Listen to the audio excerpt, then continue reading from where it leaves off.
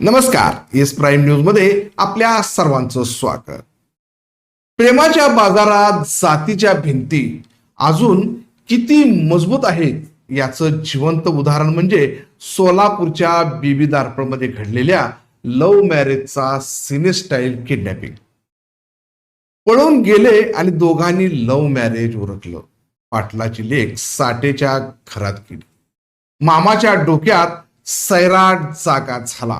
सिने स्टाईलने घरात घुसून प्राणघातक हल्ला करत मुलीला फरफटत नेलं.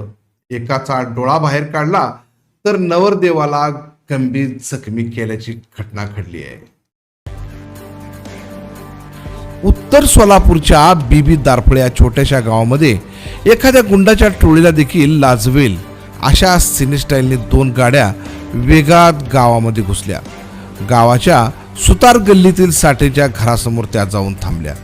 गावातील कुणीही कल्पना केली नव्हती की किडनॅपिंगचा असा जीवघेणा थरार घडेल.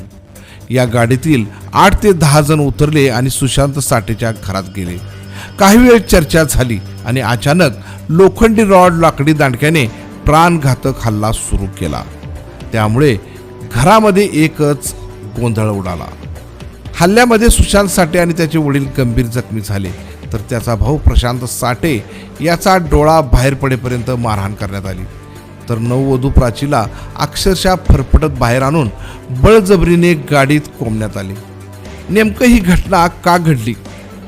15 जानेवारी 2026ला सुशांत साठे वय 28 राहणार बीबी दारपळ या तरुणाने मोहोळ तालुक्यातील मोरवंची गावातील प्राची रामचंद्र साठे या मुलीसोबत पळून जाऊन लग्न केलं.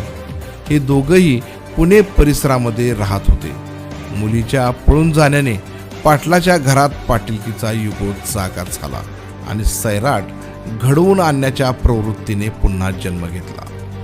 या दोघांची लव्ह स्टोरी कशी झाली ते जाणून घेऊया. सुशांत साठे हा सेंटरिंग कॉन्ट्रॅक्टर असून त्याने मोहोळच्या मोरवंची गावातील रामचंद्र पाटील यांचे घर बांधण्याचे काम हाती घेतले. त्यामुळे दररोज बांधकामाच्या जागी आणि रामचंद्र पाटील यांच्या घरी त्याचं येणं जाणं सुरू झालं होतं.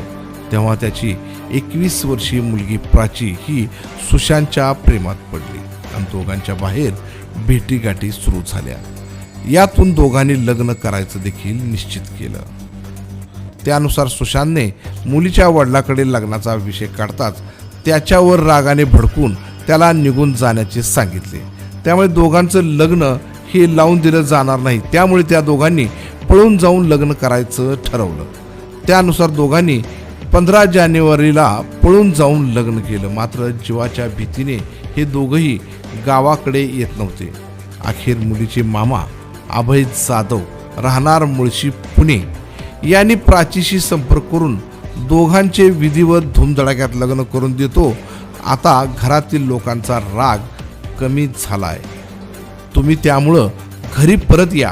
तुमचा मॅटर आपण बसवून मिटवू आणि लग्न लावून देऊ या शब्दावर सुशांतने विश्वास ठेवला. पण त्याला कुठं माहीत होतं की मामातील कंस अजूनही जिवंत आहे. गोड बोलून या प्रेमीयुगलाला बीबी दारपळ या गावी बोलावलं. सुशांतने देखील विचार केला की बाहेर कुठं भरकटत फिरण्यापेक्षा मिटवून घेत सुखाने संसार करू.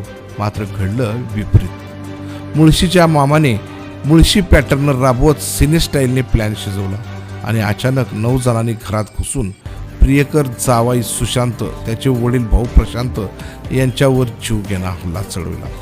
ज्यामध्ये सुशांत आणि त्याचे वडील गंभीर जखमी झाले तर भाऊ प्रशांतचा एक डोळा बाहेर पडला.